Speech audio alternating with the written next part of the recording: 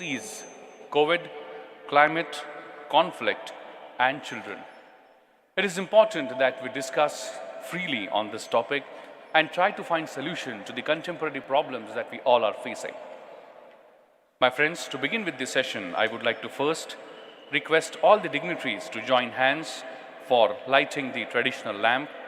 I would like to request all the dignitaries to I would also like to request all the international delegates, Michael K. Young, Rodrigo Souza Alves, Cazuino Arm, Guano Diop, to kindly come forward for lighting the traditional lamp. Revered Professor Dr. Vishwanath Karat sir, Shri Rahul Karat sir are requested to join for lighting the traditional lamp. All the students, those who are walking in, are requested to come forward, please. The volunteers are requested to guide them to come forward and be seated. The volunteers are requested to guide the students to please come forward and be seated. We are lighting the traditional lamp in this important session. 4 C's: COVID, climate, conflict, and children. I request Michael K. Young, Rodrigo Vitorino Souza Alves, Cazuino Aram, Gunon Diop to join hands for lighting the traditional lamp. Let's give a big round of applause, my friends, as the traditional lamp is being lit, marking the beginning of 4 C's: COVID, climate, conflict, and children. An important discussion for entire globe.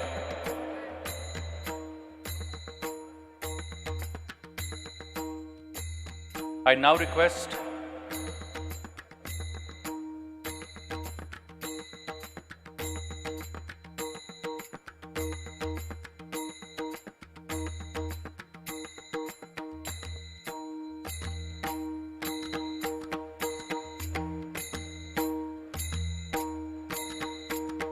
the 4 C's, issues identified as the central to poly crisis we all are facing today. The panel will explore the interconnected issues from the faith to interfaith perspectives, highlighting the challenges that face communities and actions that faith-inspired organizations and policymakers, international organizations, and civil society organizations can take to support the communities in recovering from the impacts of COVID. I would now like to request all the dignitaries to join hands for ringing the bell of world peace. I request all the dignitaries to join hands for ringing the bell of world peace. I request the entire international delegation to please join hands for ringing the bell of world peace.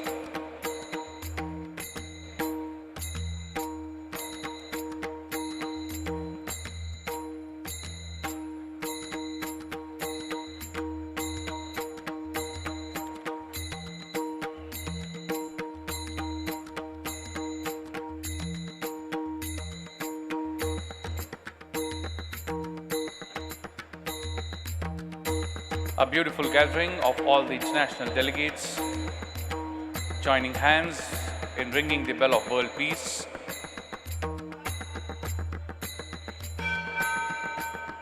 Let's give a big round of applause, my friends, as we are starting with this important session in the G20 Interfaith Summit 2023, Shaping World Peace and Sustainable Development through Interfaith Harmony. Thank you very much. I would now like to request Dr. Cole Durham, Michael K. Young, Rodrigo Vitorino Souza Alves, Dr. Cazuino Aram, and Gunon Diop, Revered Professor Dr. Vishwanath Karat sir, Shri Rahul Karat sir to kindly come up stage.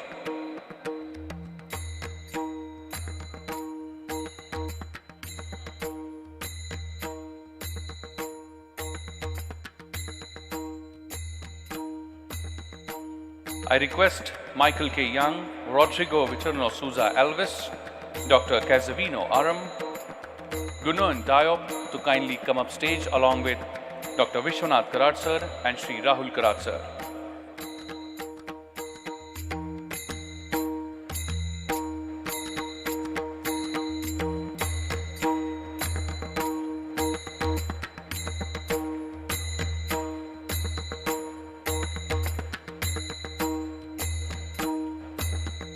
I request the Director of Shanti Ashram, Dr. Kazavino Aram, to kindly come up stage.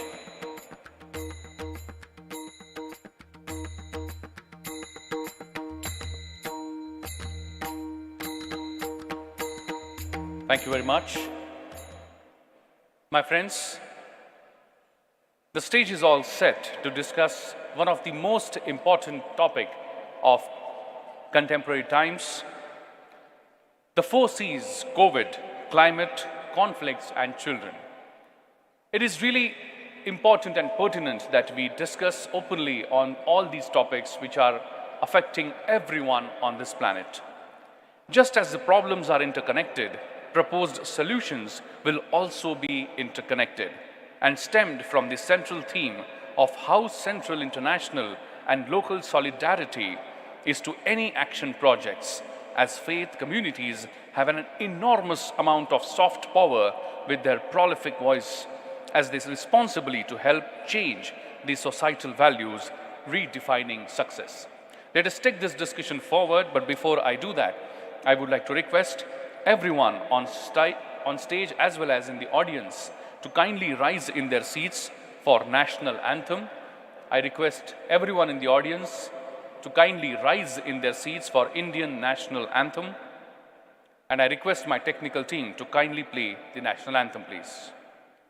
Jana Gana मन अधिनायक जय हे भारत भाग्य विधाता पंजाब सिंध गुजरात मराठा द्राविड़ उत्कल बंगा विंध्य हिमाचल यमुना गंगा उच्चल जलधि तरंगा तव शुभ नामे जागे तव शुभ आशीष मागे गाहे तव जय गाथा जन गण मंगलदायक जय हे भारत भाग्य विधाता जय हे जय हे जय हे जय जय जय जय हे. Thank you very much. I request everyone to please keep standing. Please keep standing for an important prayer. My friends, this prayer is not related to any caste, creed, or any religion or any section of society. But if you pay attention to the words of this prayer purely talks about the well-being of entire humanity and our planet. So I request everyone to please fold their hands, close their eyes, bring the image of your mother, father, your deity in front of your eyes, and wholeheartedly participate in the World Peace Prayer.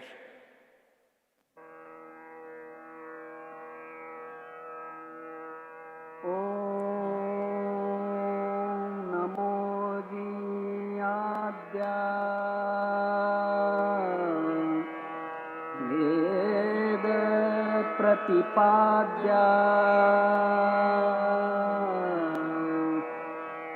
जय जय स्वसंवेद्या आत्मरूपा देवा तूचि गणेशु सकलार्थ मति प्रकाशु म्हणे निवृत्तिदासु अवधारी गोदी गुरुर्ब्रह्मा गुरुर्विष्णु गुरुर्देवो महेश्वरः गुरु साक्षात् परब्रह्म तस्मै श्री गुरवे नमः।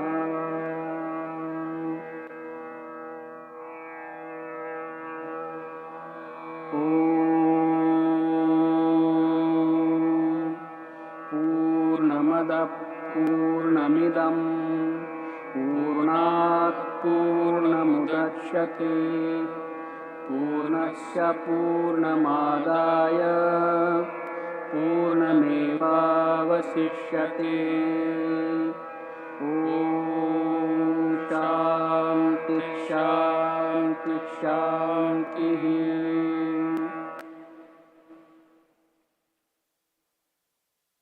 Thank you very much. I request everyone to be seated, please. My friends, I'm sure you would have experienced during this World Peace Prayer the feeling of containment. And to give us yet another experience of meditation, I would like to request the Associate Dean of Faculty of Peace Studies at MIT World Peace University, Professor Milind Patriji, to kindly come up on stage.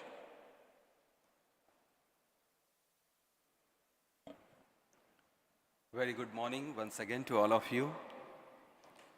The great noble son of India, Swami Vivekananda, used to say that Upanishads, the ancient Indian traditions, always professed that the Upanishads, Vedas, they are the strength of courage. They have the capacity to invigorate not only a particular country, but the entire globe, the entire world. But he said that on the basis that when we become courageous, when we become fearless, only when we transcend the barriers of the space-time, when we transcend the mind, when we go beyond the mind. What is the way to go beyond mind? Thankfully, the Bharatiya traditions, the ancient wisdom traditions of India, the Bharat, always said that by meditating on the primordial sound or the Bij mantra, Om, A-U-M, Om, when we slowly learn how to practice it and slowly we become one with that, slowly the deeper layers of the mind we transcend and become one with that absolute. So here also once again, just like yesterday and day before, we will try to align ourselves with that absolute reality. When we control that nature, internal and external, then only we become one with that. So instead of talking only about that, let us be one with that, and that gives enormous amount of energy, enthusiasm, power from within. So I will request all of you to experience that wholeheartedly. Next 2 minutes, just leave aside all the thoughts, everything which you're supposed to do. Next, for 2 minutes, just be with yourself. Yourself is deeper within you. So be with yourself. You can take a comfortable posture for 2-3 minutes. You can just simply close your eyes. Just please close your eyes. No thoughts, no need, no hurry, nothing to achieve in the next 2-3 minutes. And as we play the audio of the primordial Bij mantra, Om, either you participate wholeheartedly so that this entire world peace dome reverberates with the vibrational energy of the Om, or you can simply listen if you just want to listen. So I request technical team to play Om.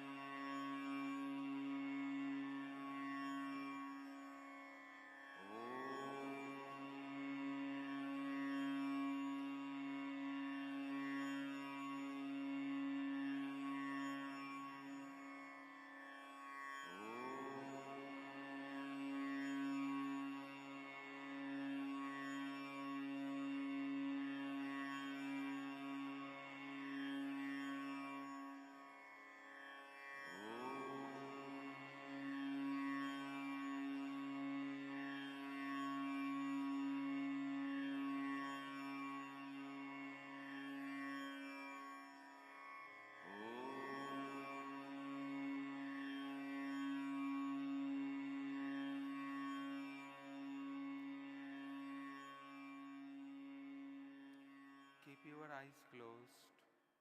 Keep your eyes closed. No movement, please. For 20 seconds, just witness the inner stillness in you.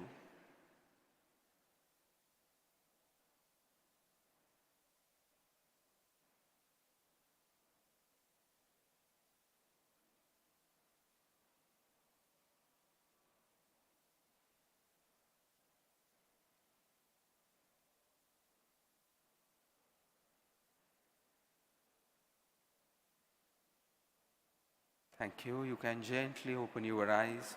And thank you once again for participating in this Om meditation. Thank you so much. Thank you very much, Professor Patre, for giving us that beautiful experience. And now, before we go ahead in this session, I would like to request my team to kindly display a small film which is made on the theme of G20 Interfaith Summit. This session is based on the 4 C's: COVID, climate, conflict, and children. The 4 C's are issues identified as central to the poly crisis that we are all facing today.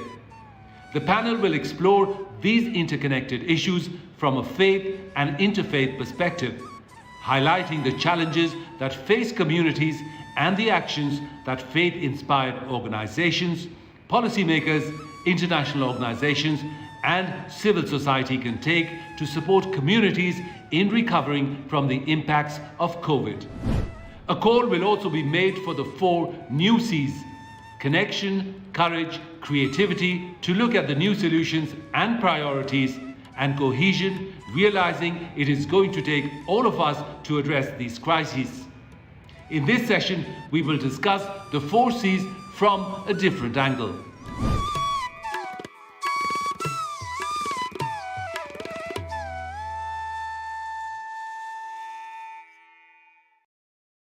Thank you very much. It is really important that we all come together and discuss these serious issues of COVID, climate, conflict, and children. This session is now ready to discuss this issue and understand the different angles of the same. But before we do that, I would like to request Shri Rahul V. Karat sir to kindly felicitate and welcome all the dignitaries on the dais. First and foremost, of course, I would like to request sir to kindly felicitate and welcome the President of G20 Interfaith Forum, USA, W. Cole Durham, Jr. Please put your hands together and welcome with a round of applause, my friends, the President of G20 Interfaith Forum. I now request sir to kindly felicitate and welcome Michael K. Young, the Professor of Law and former President of Texas A&M University, former Chair of U.S. Commission on International Religious Freedom.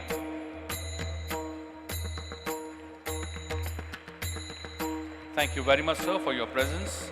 I would now like to request sir to kindly felicitate Rodrigo Vitorno Souza Alves, the research leader of Centro Brasilio Estudos.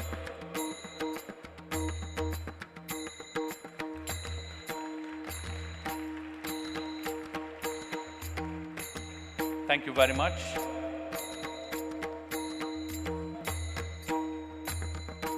I would also like to request sir to kindly felicitate and welcome Gunan Diop, the Director of Public Affairs and Religious Liberty, Seventh-day Adventist Church. A big round of applause for all the dignitaries on the dais.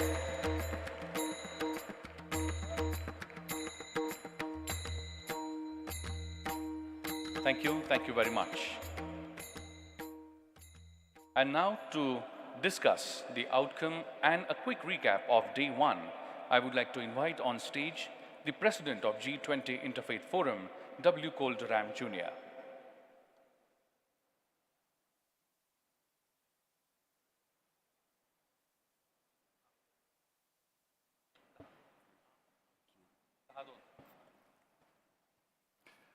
Well, thank you to Dr. Vishnunath Karad, Raul Karad, and the many university officials and students who have welcomed us, facilitated us, felicitated us, and contributed to both the substance and the pageantry of this event. We're thankful to be here in the World Peace Dome and all it stands for. Unity of science and spirituality, focus on peace, remembrance of the vulnerable, and encouragement to bring the best of religion to bear on the needs of global policy.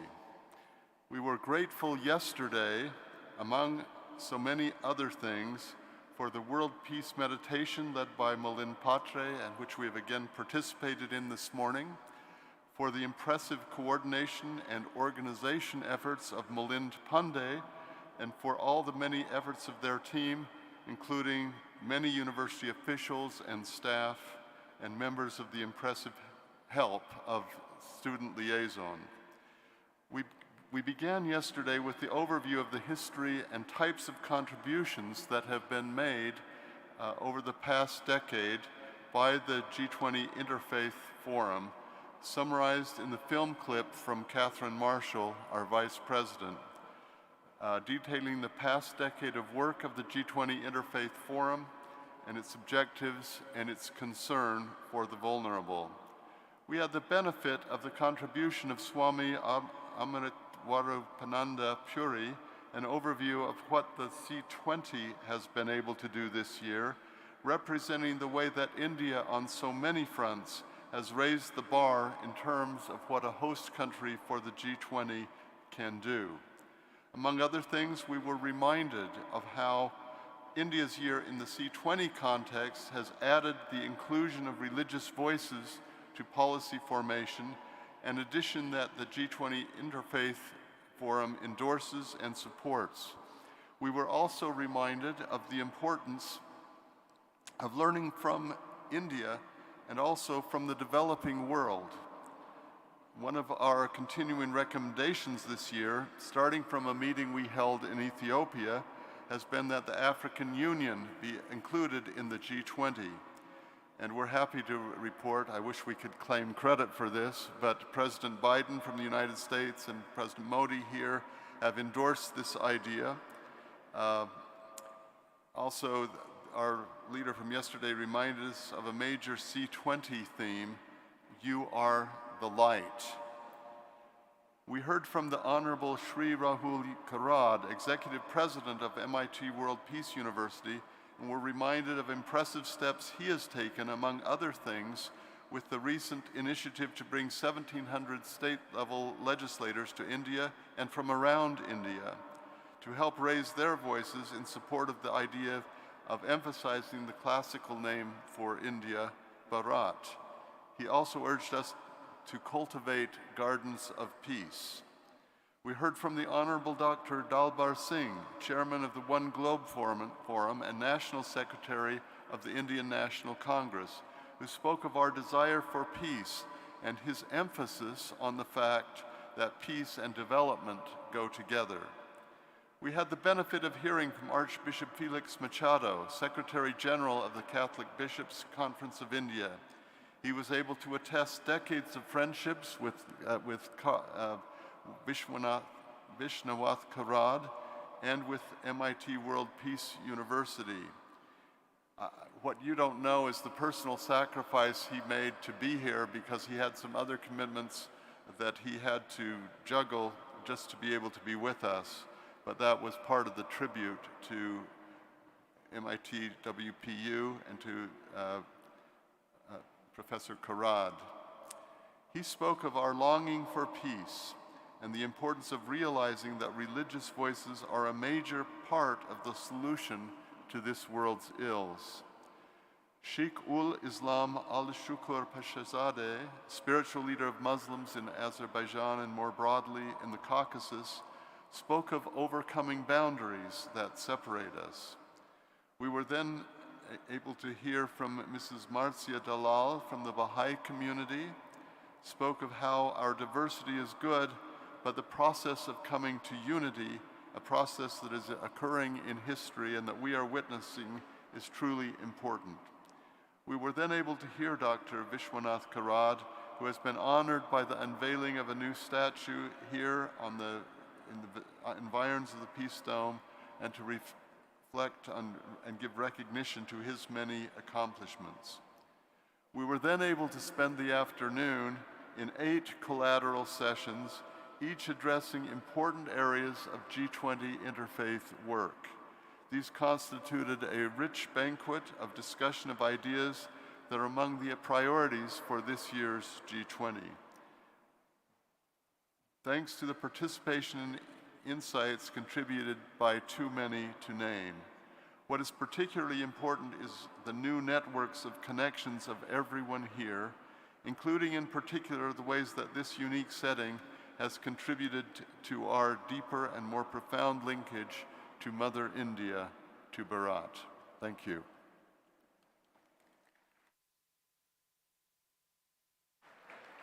Thank you very much, President G20 Interfaith Forum, for giving us a quick recap of Day 1. My friends, now let us begin with the panel discussion on the topic, the 4 C's: COVID, climate, conflicts, and children.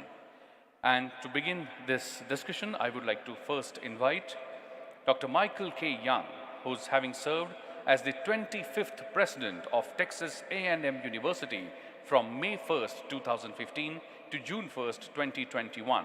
Michael K. Young has proven track record of academic leadership. During his tenure, Young led Texas A&M and its significantly growth in the national and international reputation as global Tier 1 research institute. As a longtime champion of academic success, Young helped launch the Lead by Example campaign, an ambitious fundraising effort that raised $4.25 billion to fund the substantial initiatives benefiting the students, faculty, and staff. The university also surpassed $1 billion annual research funding under his able leadership. Please put your hands together and welcome, with a round of applause, my friends, Michael K. Young.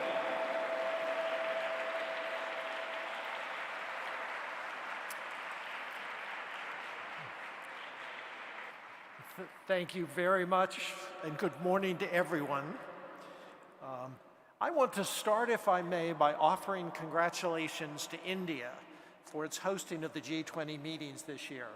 I think we have seen how India has unparalleled dedication to its leadership, increasing the effectiveness and the efficiency of the leadership in a way that will provide information to the G20, raise the stakes of what they need to decide and what they must do, and set an example for the rest of the world as it assumes leadership for the G20. So congratulations to India. I think that is a tremendous accomplishment. If I may also take a moment and offer congratulations to our wonderful host, Dr. Karan.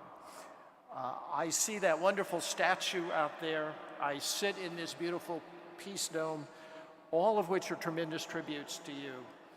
But from my perspective, the greatest tribute to you walks across this campus every day with the thousands, tens of thousands of students who have been trained under your direction and leadership, who have been able themselves to go out and make great contributions to India and the world.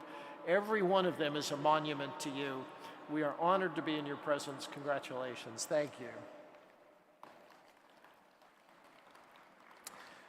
If I may say very briefly a word about the 4 C's, COVID, climate, conflict, and children, and make just a few simple points. First, I think it's important to understand how interrelated each of these issues may be.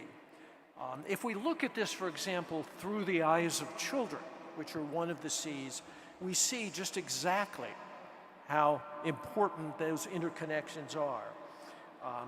We talk about COVID. COVID reminds us of healthcare and the lack of healthcare around the world. Indeed, by the World Health Organization's estimates, 50%, 3.5 billion people around the world do not have adequate access to the healthcare they need. COVID also deeply disrupted education and shows us just how much work needs to be done to provide the educational opportunities to children who are our future. Almost 60 million children don't go to primary school. Imagine that number, 60 million children have no access to primary school. 244 million people under the age of 18 have had no access to education throughout their lives. This is a tragedy. This is related to everything else, the capacity to reduce conflict, to create mutual understanding that generates peace. These things become impossible without our capacity to educate the future. Climate. 50 million children have been displaced from their home by climate-related events, sometimes temporary, often permanently. And then conflict. Almost 45 million children have been forcefully displaced from their homes by the end of last year. 60% of it was in country, but still without any of the access to the resources they need to thrive, to grow, to develop, to themselves become contributing citizens in the world. And if we go even further, we find even more distressing statistics. 100 million children, by UN estimates, are what they call street children, which means they are entirely homeless, without parents, without education, without health care, without access to any of the resources that they need. So today's panel is particularly important, but it must, with all of us, take us beyond talk.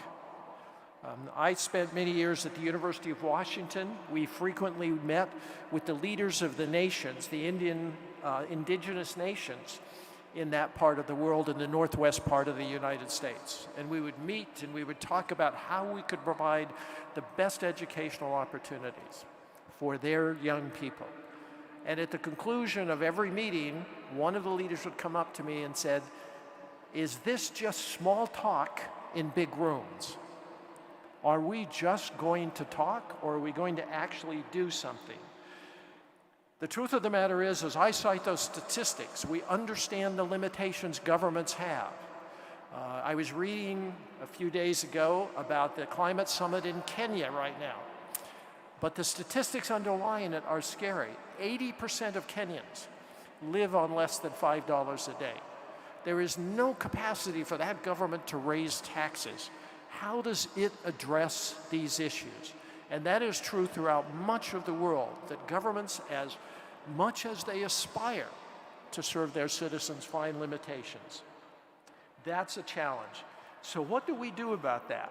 Investment also generally goes to the richest countries that are the most stable, that have the largest educated workforce, and so forth. So the very thing that might improve the condition of these countries and address these issues often is misdirected in ways that really don't allow growth of the sort that solves these problems in these countries. So is it hopeless? Is there a solution? I believe that we are trying to identify a solution here, and the fact that this is related to faith-based organizations is no accident.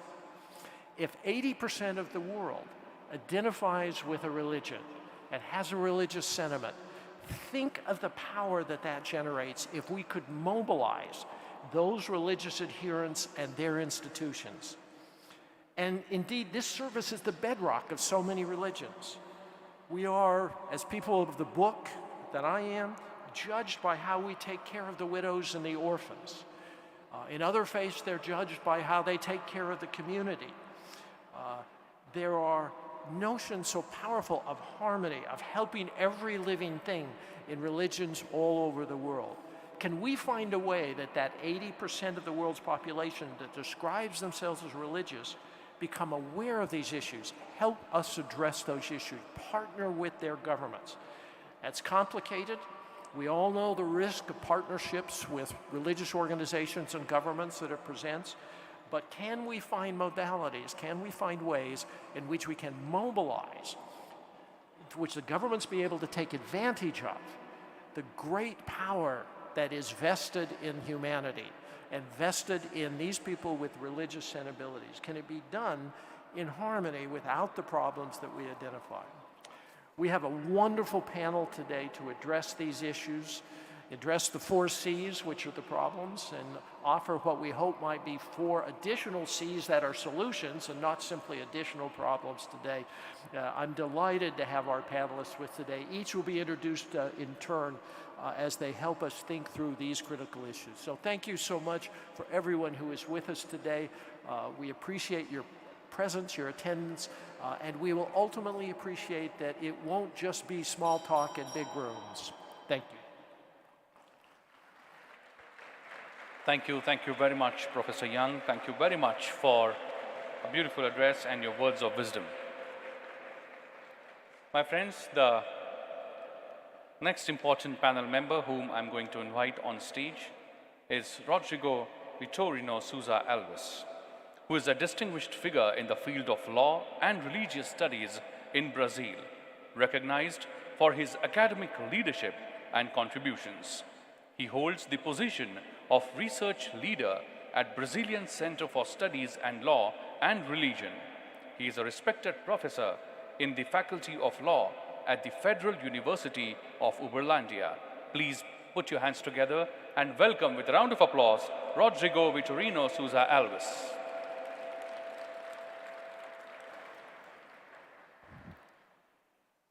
Thank you very much for the kind introduction and also for the invitation. I would like to thank the convener of this conference, Dr. Karad, and the president of IF20, Cole Durhan.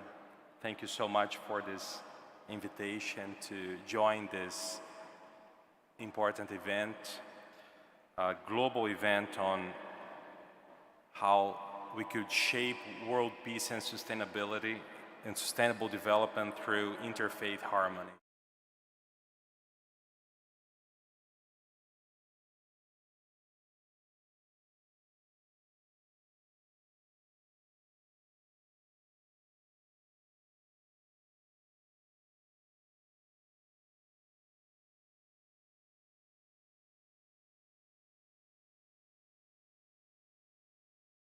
Affected by the pandemic of COVID-19, climate change, and conflict. Vulnerable children include children from low-income families, children with disabilities, children living in detention centers, children from ethnic minorities, migrants, refugees, children living in areas affected by natural disasters or in conflict zones. Geography, unfortunately, remains as an important factor for the well-being of children, as progress and development are still unequal in the world.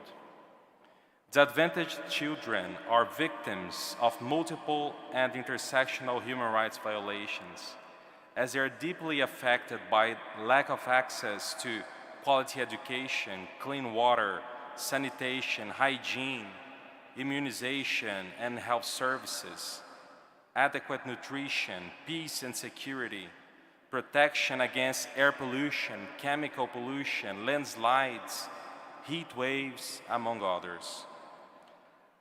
COVID pandemic, violent conflicts, and climate instability require short and long-term responses, aiming to address and mitigate their devastating and disproportional impact on vulnerable children, on their physical and psychological well-being. Those problems have set back efforts to the realization of rights of children in many parts of the world. And what is, or what should be, or could be, the role of faith communities in building a better future for the children and for future generations? In various contexts, faith communities or religions are perceived as divisive, as political, as a part of many of the problems we are trying to overcome.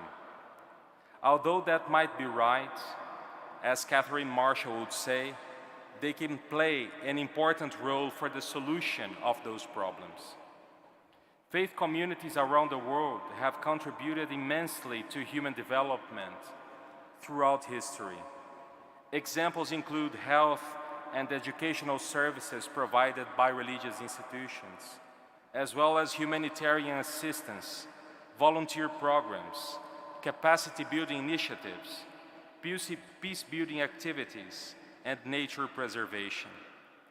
I am sure any of us could think of institutions and projects where we could find examples and best practices to be followed.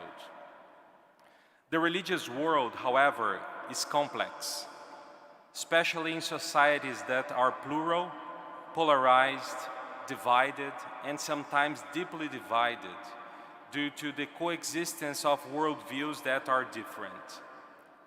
The solution is not to find uniformity or a general agreement on what is true.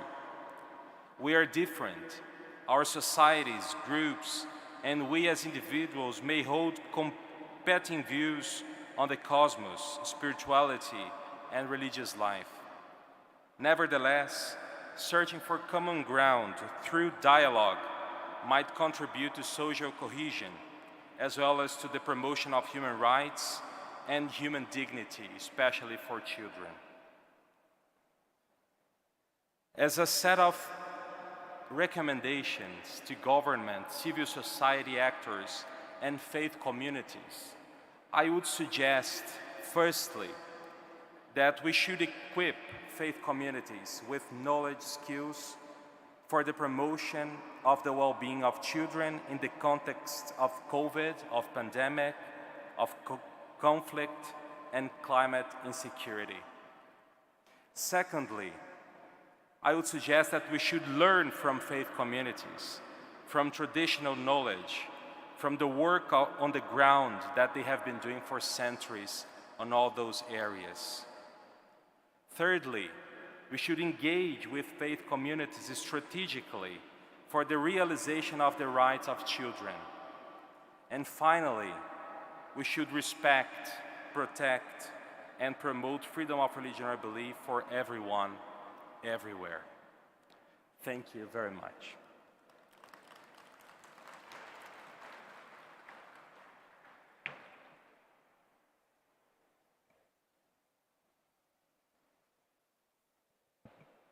Thank you very much. My friends, next important person on the panel we have to discuss this topic is G.Deshmukh, the Director of Public Affairs and Religious Liberty at Seventh-day Adventist Church. He is a prominent Seventh-day Adventist leader known for his work in interfaith dialogue, religious freedom advocacy, and global humanitarian efforts. He held significant positions within the Seventh-day Adventist Church and was actively engaged in various international initiatives. Dr. Diop served as the Director of Public Affairs and Religious Liberty for the Seventh-day Adventist World Church. In this role, he played a key role in advocating for the religious freedom, promoting dialogue among the different religious groups, and addressing issues related to human rights and social justice. Please put your hands together and welcome with a round of applause, Dr. G.Deshmukh. Thank you so very much for your kind words of introduction. I would like to also honor our distinguished leaders here. Mr. Cole Durham, thank you so much for the invitation. I would like to take you back to 1948. Something significant happened.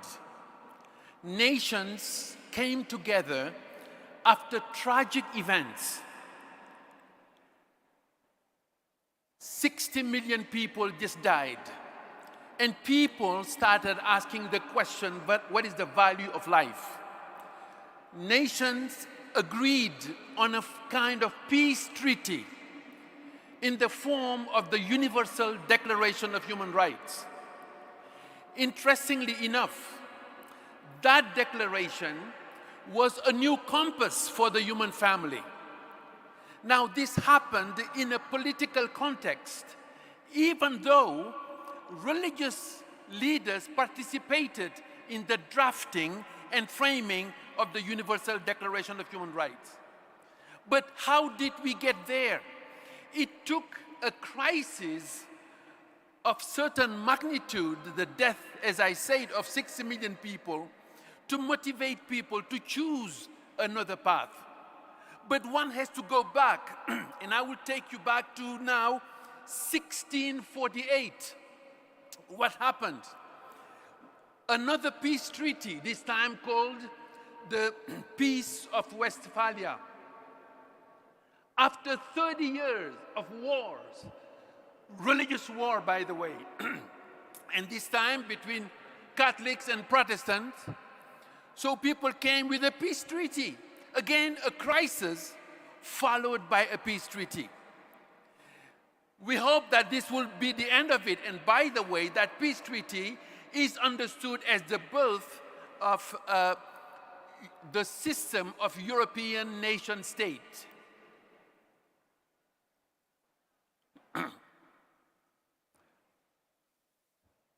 That peace did not last because it was not universal, it was not comprehensive, and it was not inclusive. It was in the context of Europe. Fast forward to 1918. This time, the treaty, a peace treaty, Versailles. Again, the League of Nations was formed. Interestingly enough, that peace did not last either. Now, we could fast forward, of course, to 1948, Universal Declaration of Human Rights. Will this peace last? Since that time, there were several wars between nations, even as we speak right now. Peace was at the heart of the United Nations. Now think about the three pillars of the UN. The first pillar, this was a consensus of nations. The first pillar was peace and security. Second pillar, justice and development. Third pillar, human rights, and actually freedom from fear, freedom from want, and freedom to live in dignity. Peace is at the heart of it all, but somehow peace has been elusive. It could be that today a new peace treaty is needed. Again, comprehensive. How can we talk peace when people are suffering? The richest place on earth right now. I mean, think about, I would like to maybe mention two examples. One is Niger. You know, West Africa is going through quite a bit right now because of the coups, military coups. But why is that so? One example, Niger has basically the third largest resource of uranium around the world. But 85% of its population do not have electricity. Take another case, Katanga in the Congo. It's remarkable, the riches in that region. Think about it. What the world needs today, the region is brimming with cobalt, copper, iron, zinc, tin, nickel, manganese, germanium, tantalum, tungsten, uranium, gold, silver, lithium. But people are in an abject poverty. How could that be? So peace has to be inclusive, comprehensive. Peace at a personal level, peace at an interpersonal level, peace at a societal level, peace at national level, peace also at international level. And this is where I will appeal to what is already indicated in this structure, in this building. Faith-based organizations, religions, to live according to what we say we believe. Think about Judaism. At the heart of it, peace. The priestly blessing, it's about peace. And again, if you continue to the Christian scripture, Jesus called the Prince of Peace. How is it that people say they want to follow the Prince of Peace without embracing peace and distributing peace from the one who said, "Blessed are the peacemakers"? You take the case of Islam, the same thing, even the word Islam from salam, peace, and so many words connected to this. Salam, peace, salute, salutation. Silm, peace, opposed to war. Salama, to give, to greet, to agree. Salima, to be saved, escape. And the same thing can be also expanded to major Asian religions, religious tradition connected to the quest of peace because of the restlessness of human soul. Release from reincarnation, samsara, peace. Moksha in Hinduism, connected to peace. Nirvana in Buddhism. And when we think about even the three jewels, whether wisdom, compassion, harmlessness, they are all connected to peace. So religions have something to bring to the table when it comes to peace. And this is my humble appeal to this distinguished audience, that we live according to what we say we believe, because then there will be human solidarity, one humanity, one human family, where everybody is considered according to an infinite dignity. Because again, there is no degree in dignity. Even a newborn baby has infinite dignity. But somehow, we would like to focus on domination, putting people above others. That cannot foster peace. So maybe we need a new peace treaty where religious people get deeply involved. When people are sick, healing will come in solidarity, whether COVID or any other disease. If there is conflict, again, the passion for reconciliation and the love for the whole human family. May peace prevail. Please put your hands together and give a big round of applause, my friends. And I think we should give a standing ovation to Dr. Gunnar Diop for his beautiful address. A big round of applause, my friends. He definitely deserves one.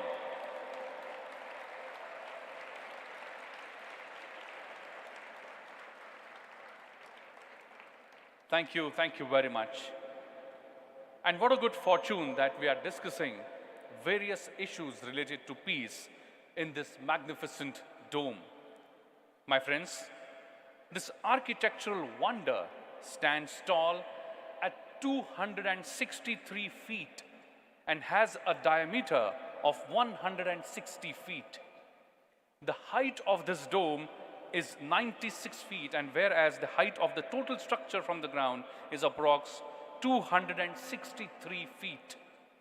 The inside sitting area where we are occupying is actually, it has 20,000 square feet.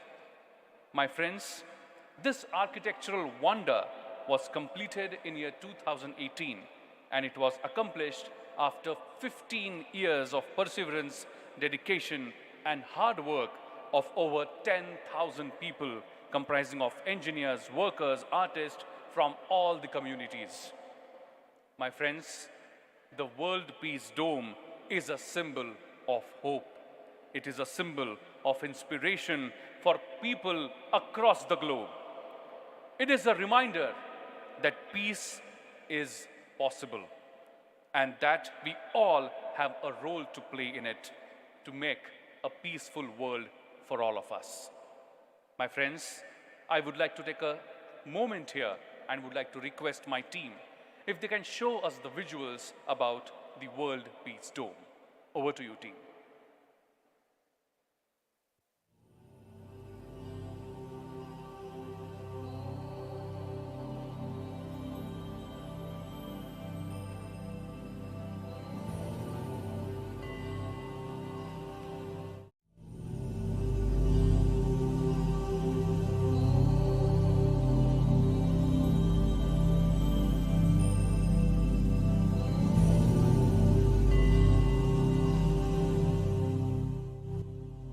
My dear learned friends, I am the original creative element of this vast universe. I am knowledge divine. I have no beginning. I have no end. Dear friends, way back in the 13th century, the philosopher Saint Sri Dnyaneshwar from India said that the entire infinite universe is a manifestation of pure intelligence and consciousness, the ultimate reality, the ultimate truth, Almighty God, which operates in a cyclic form and which was assertively confirmed by latter-day scientists like Dr. Albert Einstein, Dr. Erwin Schrödinger, Dr. Roger Penrose and others. For the last many millennia, intelligent beings have worshipped me in various forms and have pursued me to find answers to many questions and solve many mysteries of this vast universe. Friends, I find it truly fascinating that the philosopher Saint Dnyaneshwar, at the tender age of only 16 years, enunciated and revealed to the entire world. At the age of only 16 years, Saint Dnyaneshwar narrated a commentary on Srimad Bhagavad Gita, which is considered as a treasure trove of knowledge divine in the form of Dnyaneshwari. It is indeed fortunate that today I, knowledge divine, have evolved and manifested in the form of a monumental creation, the world's largest dome, dedicated to peace, harmony and humanity, which is truly a spiritually oriented scientific laboratory. The creator of this monument of miracle is the eminent visionary educationist from India, Professor Dr. Vishwanath D. Karad.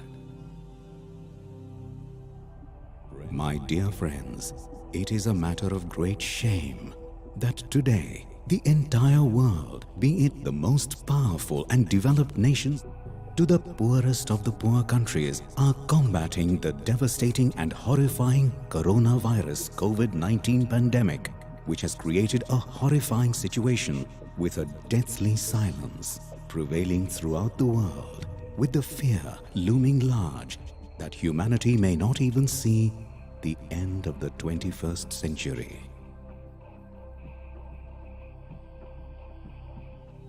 Today, the need of the hour is to promote a culture of peace through the appropriate understanding of the role of science and spirituality, with the scientific component being represented by the body and the brain,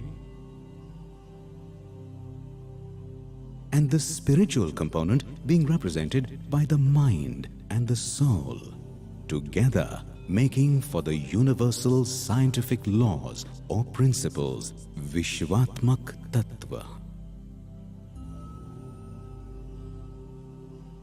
Friends, from among the learned and wise people that took birth throughout known human history, I found philosopher Saint Sri Dnyaneshwar to be a true embodiment of me, knowledge divine. Saint Dnyaneshwar was not just a saint in the spiritual sense of the term, but a true philosopher who unfolded some very basic universal principles or secrets and assertively stated that the whole universe was an intelligent and conscious being. My dear friends, it is therefore quite befitting that the world's largest dome, a symbol of knowledge divine and peace, be named after this great philosopher, Saint Sri Dnyaneshwar. This dome, which has taken form near the city of Pune in India, has become a beacon of humanity, universal brotherhood and peaceful coexistence. In this 263-foot tall dome of 160 feet diameter, perhaps for the first time in known human history, stand 54 beautiful life-size bronze statues of some of the greatest saints, scientists and philosophers in this largest dome dedicated to world peace. They are those who over the years have found recognition as the true makers of world history, and they have assembled here in this wonderful dome like a round table conference to discuss the future of this world.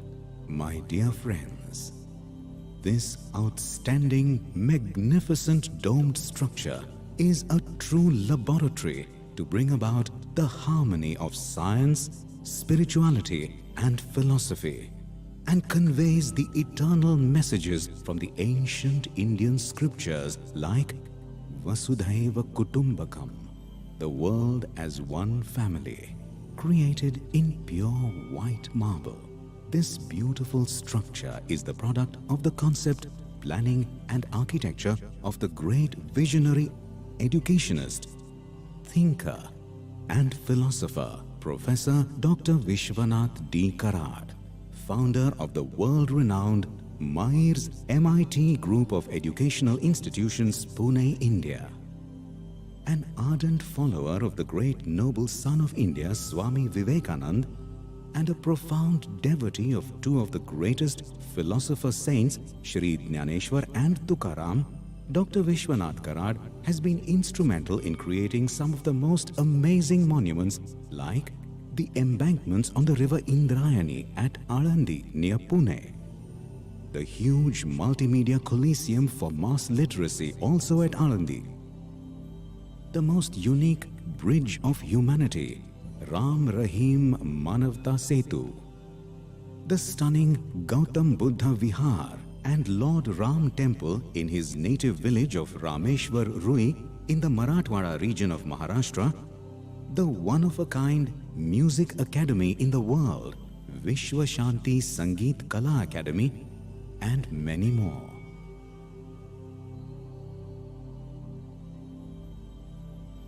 Dr. Vishwanath Karad's strong belief in the prophetic statement of Swami Vivekananda that the union of science and spirituality alone will bring harmony and peace to mankind has led him to promote the concept of value-based universal education in the various educational institutions and universities like the MIT World Peace University, Pune, India, the MIT Art Design and Technology University, Rajbagh, established by him for the holistic development of the students and society at large. Our friends, through this unique monument of miracle, philosopher Saint Shri Jnaneshwar World Peace Prayer Hall, World Peace Dome, I would like to appeal to all right-thinking people to realize the message of peace and harmony being delivered by this dome and contribute their mites in creating a peace-loving, holistic, global society.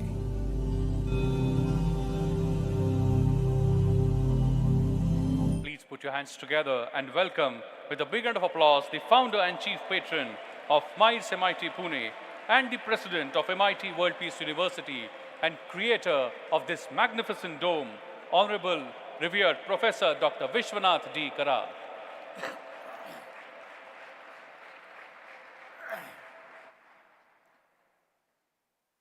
I am extremely grateful to Cole Durham, who had made it possible to organize this unique event of G20 Interfaith Summit, discussing on the various subjects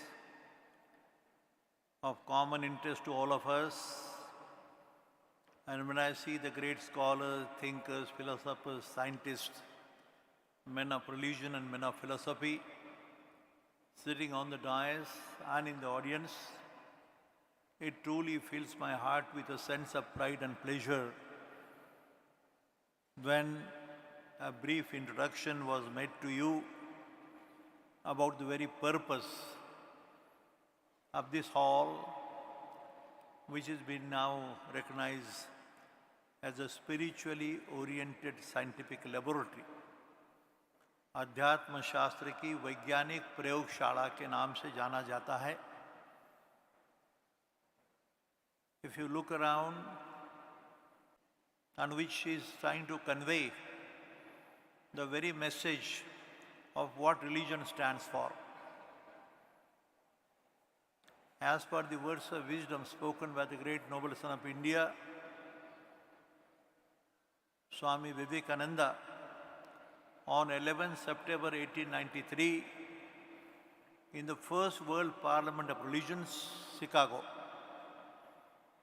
And when he had said, I think this sentence has been repeated so many times, but I still repeat it again,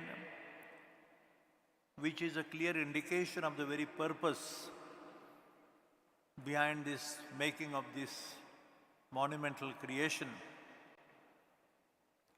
which is not the biggest dome, but the message is more important. The concept behind is important. Why these great saints, the seers and the prophets are inside the dome, and outside the men like Einstein, Newton, Faraday, and the world famous scientists of today, including the computer, the Google, the Facebook, internet, whatever words you can use, which has truly even proved beyond doubt. I am not saying this. It is being understood by the topmost scientists of the whole world, including Albert Einstein, Schrodinger, Penrose, you can take the names. And it has been our good fortune. And when I stand before you, friends, let me confess that I am not the doer, I am not the maker, but I am just an instrument. Basically, how and what way and with what purpose this dome came up, a long story behind, but having no architect, no planner, no designer, no computer, no big contractor, you will say, what do you speak, Professor Karad? How can it be possible? But it has been possible and it has come up. And you are all sitting here discussing the very purpose and the very duty of ours. What is our religion? What is our duty? Where from we have come? What is the purpose of life and where we are going? Understanding the whole mechanism of the human body, the living cell, the smallest of the living cell, and myself or even the elephant, the most hectic animals, the mechanism is same, friends, remember, the body and the brain and the soul and the mind. But very difficult to understand what is the nature of the soul. What is the chemistry of mind? It's a very typical question. I had the fortune of discussing this in MIT Boston when I was also attending some conference like this. What I would like to say very briefly, you are very wise, learned scholars, thinkers, philosophers, men of science, men of spirituality, the vice chancellors, the chancellors, the administrators, the men of law. And when we say men of law, what should be the law for ourselves? What is the law of nation? And when we make the laws, it should run close to the rule of life of the people. Because the rule of life of people is made by the universal, invisible force that makes it possible to understand the entire mechanism of the universe, mechanism of this life, and finally, some or the other, as you know it very well, friends, but till date, possibly for the last century too, when this Swami Vivekananda had said that time to remember that union of science, I repeat that sentence once again, and possibly that message will show us the divine light, the pathway for world peace. The purpose of this interfaith conference organized by under the G20 is going to make us evolve some understanding through what is called as in this institution of the World Peace University, and all my teachers and the managers, the directors, we have come to a small conclusion for ourselves. I'm not trying to preach or teach you anything. I really stand here to learn and understand the mind and the heart of each other. And that networking of minds, the universalization of mind, what I say, and the hearts, ये बोलना उचित है कि नहीं पता नहीं. Our Honorable Prime Minister Narendra Modi ji, who has been doing so much, and he is the President of this G20 conference in India. So much is being said in our own language. It is a question of the heart and the soul, not only of mind. सिर्फ मन की बात नहीं है, दिल की भी बात है. छोटी बात है, common, scientific है. But remember, friends, when I stand before you, I do not stand before you as a founder, president of this institution, as a chancellor of 5 universities. These are not the words which can indicate my duty. I stand before you as a humble servant of humanity, because all our concern is not for India alone or any specific country you belong to, but it's going beyond the borders of the country, the nations, beyond the religion, the concept of the caste and the creed, and the different categories of the richest of the rich and the poorest of the poor. The mechanism is exactly the same. And the question is how and what way we can contribute our share, do and perform our duty. Duty toward the mother, the father, the family, the society, the nation and the entire world. कैसा है तुम्हारा दिल, कैसा है मन? And what way you can, you have been a very gifted people. I can see that all the people, maybe the richest of the rich, but what can you contribute for the well-being of the mankind? Going beyond caste, creed, religion, boundaries of nations. And as far as my understanding goes, friends, remember, religion is your own duty. Your own purpose of life, if you understand, as you have been occupying very great positions, and my duty too. Possibly that part of other feelings like the ego, lust, greed, hatred, hate speeches are the words which you have heard for the last 2 days. But I appeal to you, friends, that when you come, just have a look at this and possibly this may give you some message. Stand before any statue, whether which country it belongs, which religion, which faith you belong, that statue, and they will speak to you, they will converse with you. But you must have that sincerity and honesty and integrity and the purpose of life of your own self.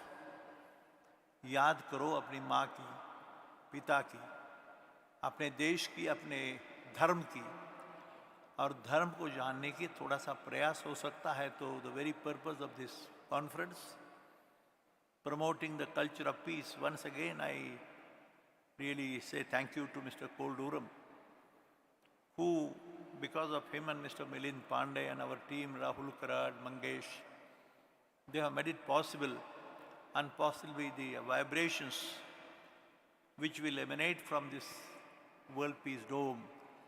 Biggest, I repeat, biggest is not the issue. It's a structure. But there is a deep-rooted passion and fire in the belly of all of us. I repeat, there is a tremendous passion and fire in your belly, in your heart and mind, which will show you the path.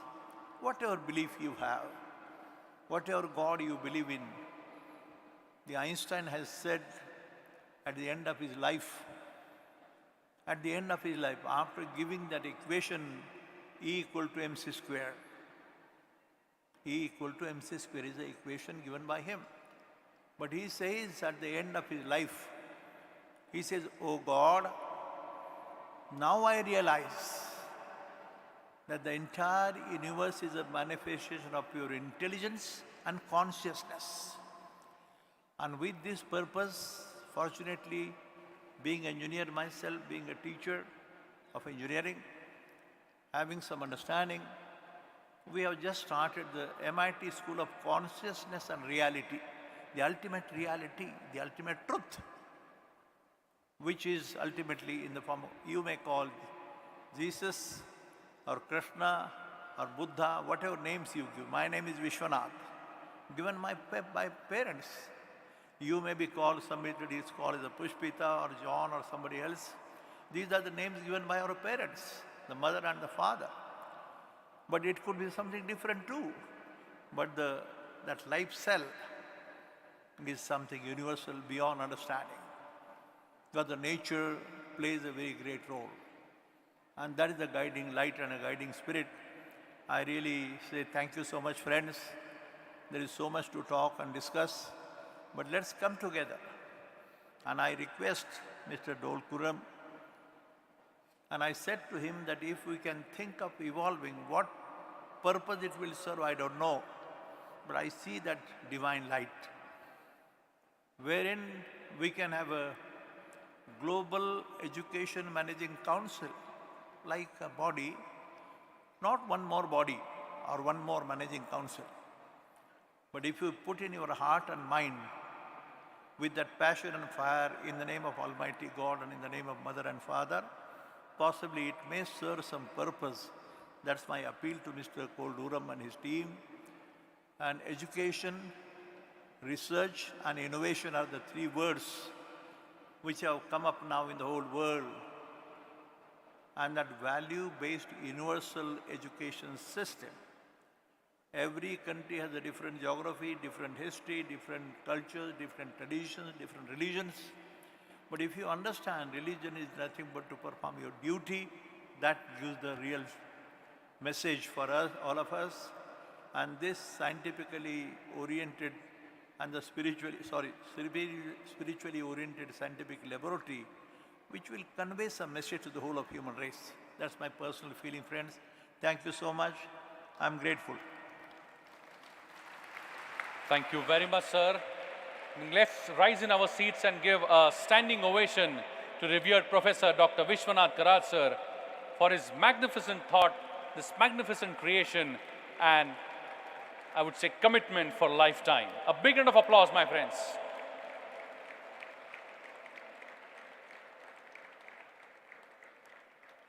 Thank you very much. And my friends, we have on stage a very, very special personality today.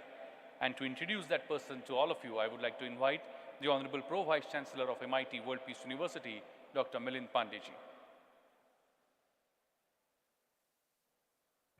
As rightly said, we have a very, very important personality from the government of India, that too from the Indian Space Research scientist, came all the way from Bangalore, ISRO Bangalore, the person who was involved in Chandrayaan 1, Chandrayaan 2, Chandrayaan 3.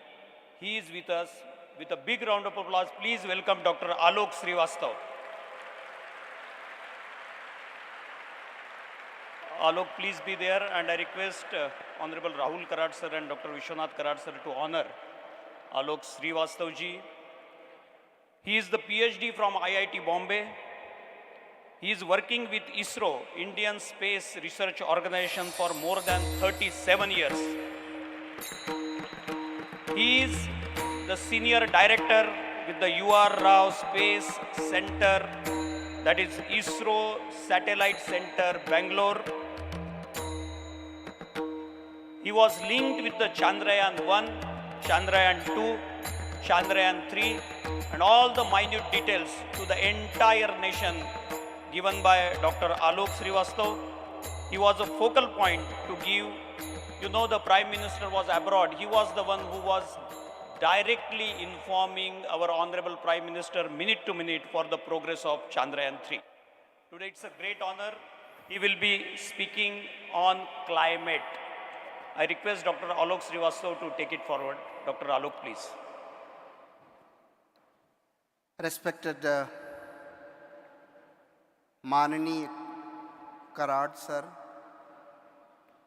Sammani Rahul ji, all dignitaries on the dais,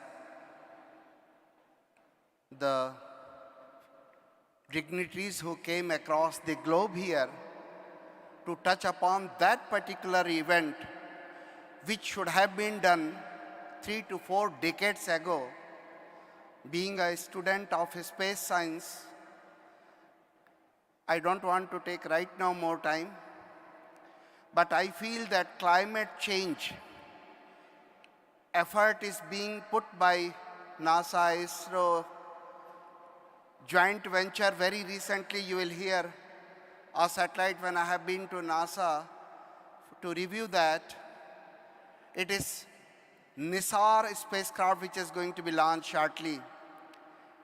And we should have such kind of high resolution synthetic aperture radar to monitor the climate, the weather, the atmospheric parameters, so that we will be able to monitor how the change is taking place. Now coming to Chandrayaan, only 2 things. 1998 onwards, when I started designing Chandrayaan 1, I wasn't sure that very shortly we will be landing on moon surface. But it was orbiter. I have been to MIT to share my thoughts those days. Then came Chandrayaan 2. It was just 2.1 kilometer away from moon surface and we lost it. That time I shared my thought to Karad sir that day. ये किस मुकाम पे वहमो गुमान छोड़ गया, जहां पे साथ हरि ज्ञान ध्यान छोड़ गया, जरा सा उड़ता 2.1 किलोमीटर, जरा सा उड़ता तो मंजिल करीब थी, लेकिन परिंदा आखिरी लम्हों उड़ान छोड़ गया. That was Chandrayaan 2. We were in tears, but my dear friends, ISRO, my country, and personality and guidance like Karad sir never look back, but they look forward. They guide us, encourage us, and we continue to work. And on 23rd August, when I was personally briefing to Prime Minister because he was there in Johannesburg, I was briefing him minute to minute, second to second, and we landed. That's the last point I told. परों को खोल ज़माना उड़ान देखता है, परों को खोल ज़माना उड़ान देखता है, ज़मीं पे रह के क्या आसमान देखता है. Thank you very much, sir. Such beautiful way of describing the success and failure of Chandrayaan 2 and 3. Thank you very much. My friends, we all are absolutely fortunate that we have a couple of minutes in hand so that I can take 1 or 2 questions from the audience. So if anybody is willing to ask any question related to COVID,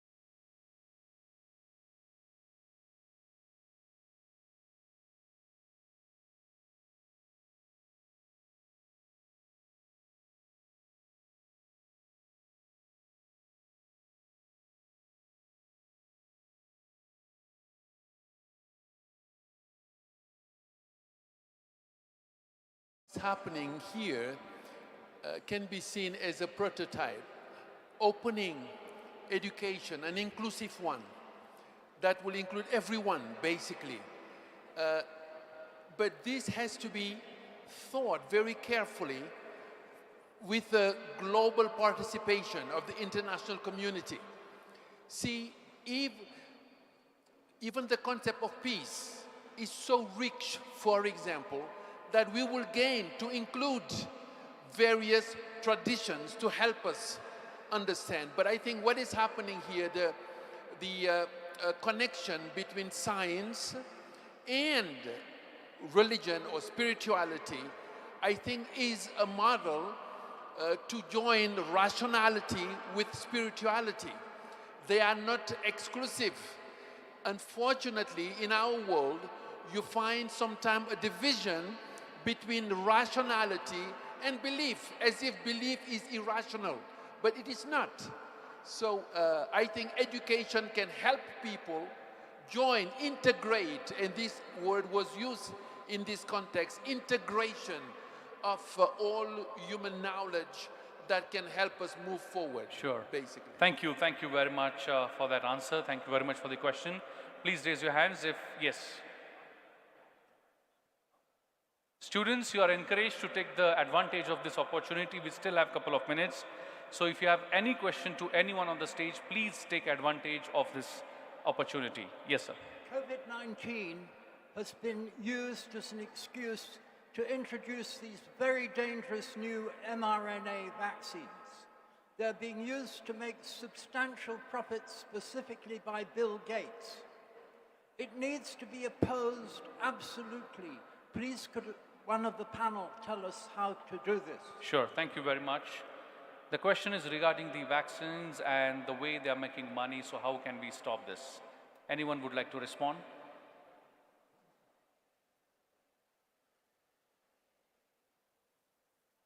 Anyone from the panel? Okay, I think we'll have to move on. Any questions? Raise your hands, please. Yes. Go ahead. Hello. Good morning, everyone. As we know, we are in the G20 Interfaith Summit. Your question is for whom? I'm coming to the question. Okay. No, question is for whom? My question is to everyone. Okay. If anyone can answer, please answer this. So my question is, if we are talking about Vasudhaiva Kutumbakam, so one earth is one family now. But we are still divided into countries, right, from the beginning. So when the actions of one country have impact or consequences on the overall world or overall ecosystem, how does Interfaith Summit deal with that? Or G20 deal with that? Like maybe climate change, environmental factor or something like that. And we know that every country operates individually. Okay. They have their own law Got and it. all. Got it. So how does Interfaith Summit or G20 take action on this? Understood. So the question is specifically that when we have different policies of different countries, how we can come on a common platform. Yes. Friends, the question by the gentleman is directly pointing out to our family system in the world. I am reminded of some news in the Indian Express from India, a very famous English paper. The news was the greatest country possibly on this earth, like America or Britain, in Great Britain, the children in the age group of 11 and 10, they are having a tendency to make suicides. More tendency to make suicides. I was shocked. How can a child of 9, 10 or 11 think of doing a suicide? What must be the reason behind? And I just tried to inquire, discuss with friends, even from the learned people from abroad. And the thing which was revealed is little hurting. I'm not criticizing any community or any nation or their culture, but the remark was, Unfortunately, the new situation with so much of affluence, so much of pleasures, so much of comforts, unfortunately, I use the word again and again, in that country or in many other countries, the mother has no time to look after her own child. The father is in one club, the mother is in another club, was the remark given by the papers. So the meaning is essentially, the child has every comfort, a 5-star bungalow, 5-star car, 5-star school, everything is fine. But he doesn't receive a love and that affection from his own parents. It's a very typical remark. But remember, friends, unfortunately, world over, I had the fortune or good fortune that one of my students from MIT World Peace University was invited by some American school to speak, discuss and deliberate on this issue. What is the situation of the family system in the whole world? And unfortunately, the answer was the family system is on the pathway of ruin. Now it's a subject by itself. So maybe we have to think again and again. True. You have a 5-star bungalow, but there is no dialogue between the father, the mother, or the family. I don't blaming anybody. But the richest of the rich families, being a teacher, being a director, being a principal, I come across so many parents and they come to us and tell us, sir, professor, my daughter is not keeping the tradition of my family. She is getting into uncalled for behavioral acts. Kya kar sakte hain? What can we do? I do not find the answer, really speaking, as a teacher, but this is a very typical issue of some uncalled for culture and the traditions which are being set by the new world community. And hence it is said, after this coronavirus at least, there is some realization that there is some invisible force or energy or the truth which we call as God, जो भी कहो, लेकिन introspection की थोड़ी ज़रूरत है. True. Of the family system itself. And possibly, of course, the institutions and the people like us, if we take up the lead and with that tremendous sense of commitment, courage and conviction too about the method and understanding what spirituality stands for, understanding what science stands for, and what is the reason behind, why it is happening. इतना सुंदर दुनिया है, लेकिन सुख नहीं है. Yes. सच्चित आनंद की अनुभूति नहीं होती. The real happiness, real peace of mind. मुझे किसी ने पूछा था कि Karad sir, you have been talking so many times for last 40-45 years about world peace, whether you have peace in your own mind and heart. And I had to confess, no, I really does not have that real peace or satisfaction. सुख जिसे बोला जाता है, ये confess करना पड़ा मुझे. I have been having so much, but not for this reason, for some other reasons. I think we need to look into the very unique, the great family system, which ultimately leads to that world as one family. True. Thank you. Thank you. Thank you very much, sir.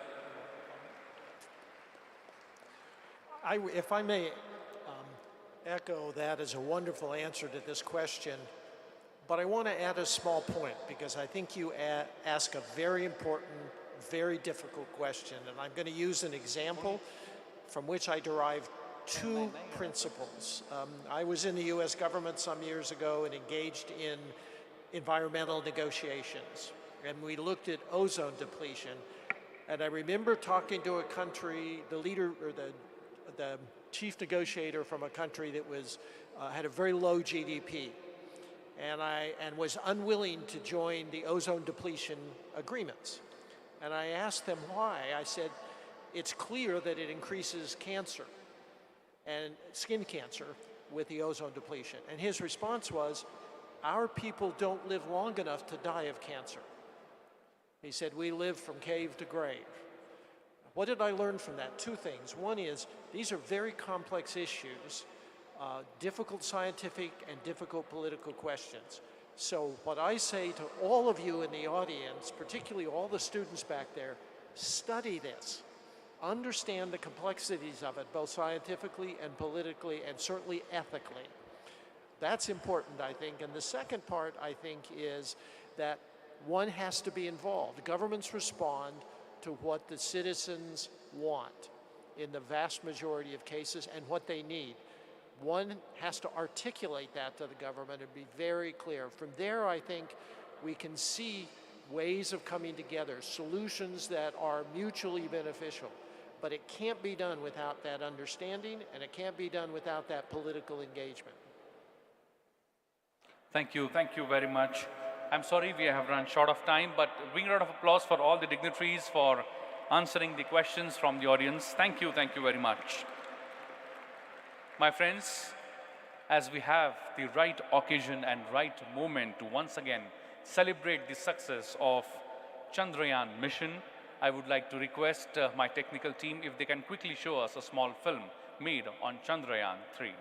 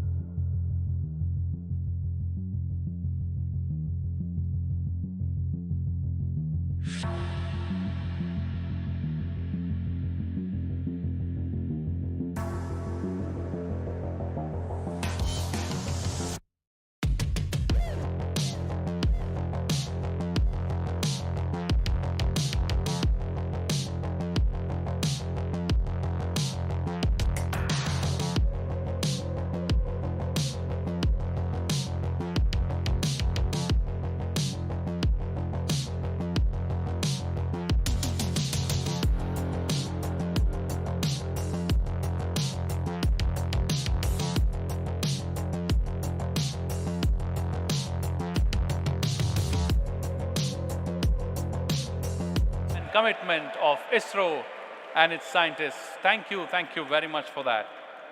And with this, we have reached the conclusion of this important session. But before I conclude, I would like to invite and request all the delegates from different countries, all the foreign delegates, to kindly come up on stage for a beautiful photograph. I request each one of the foreign delegates to please come up on stage, please. Please, I can see many foreign delegates in third row. All are requested to please come up stage.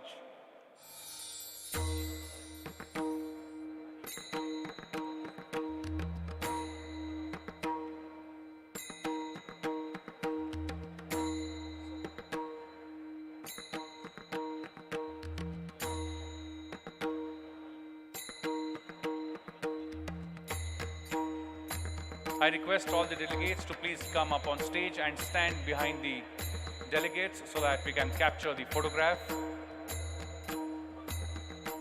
I request all the delegates to please stand behind the delegates so that we can capture the photograph.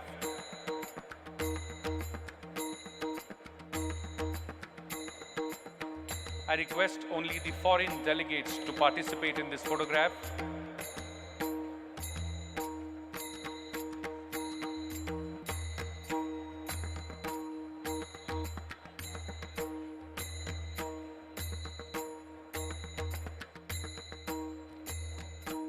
It's a beautiful photograph, my friends. And meanwhile, let me quickly share with all of you that immediately after this session, we are now going to get involved in the concurrent sessions. Let me share with you that in the Mahatma Gandhi Hall, we have this session on global perspective on education. In Gautam Buddha Hall, we have the session on healthcare. In Nelson Mandela Hall, we have protecting children and the vulnerable. And in the Joseph Smith Hall, we have the discussion on climate change. Let me share with you, my friends, we are now going to go one level below. All the sessions, the concurrent sessions are going to happen one level below, and all the discussions would be happening there. So it's a sincere request to all of you to vacate this hall after this session and go one level below and get involved in any of these 4 sessions of your interest. I repeat, Mahatma Gandhi Hall will have global presence on education. Gautam Buddha Hall will have discussion on healthcare. Nelson Mandela Hall will have protecting the children and vulnerable. And Joseph Smith Hall will have discussion on the climate change. All these 4 halls are right below where we are sitting, right below one level below this particular hall.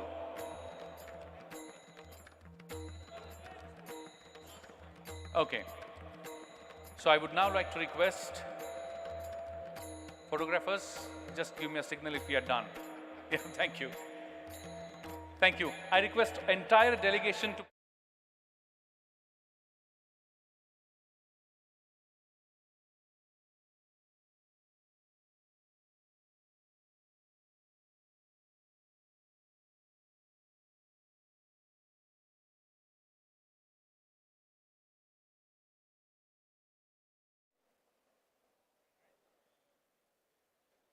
a request to all the delegates to please assemble downstairs so that we can capture the photo.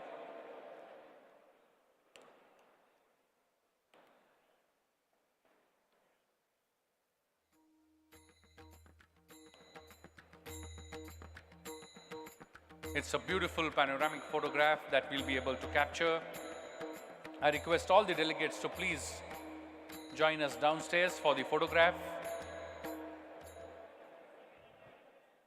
I request everyone in the audience to please rise in their seats for the photograph. Student friends, delegates, please rise in your seats for the photograph. And after this photograph, we all are going to immediately assemble downstairs for the concurrent sessions of your choice.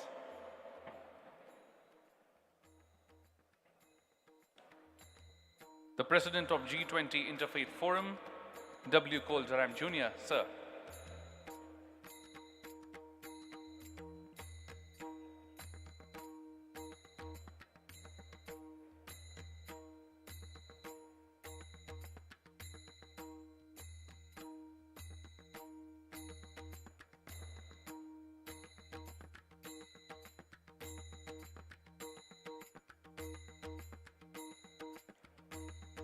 Such a beautiful gathering and beautiful photograph being captured.